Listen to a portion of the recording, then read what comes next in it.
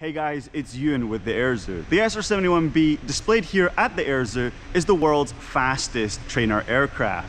It was built to train pilots how to fly the mighty Blackbird at over Mach 3. And it only has some minor differences compared to the full production SR-71A model. Let's take a look at some of those differences. Now, the most recognizable one is the back cockpit here. Now, on the SR-71, this is typically kind of in line, and this is where the RSO would sit.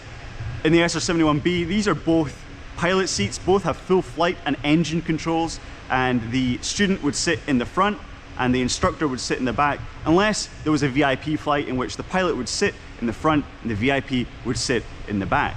Now, aside from that, there aren't any other real major differences. There's some small buttons and switches that are different when compared to the A model, but aside from that, the only other major difference is across here. And that's these fins here. You can see these little fins were added just underneath the engine nacelle, and that was simply because that raised cockpit just altered the aerodynamics a little bit. So this was just to make things a little bit more stable. So there you go. Those are the main differences between this, the mighty SR-71B, and the equally mighty, but a more common SR-71A.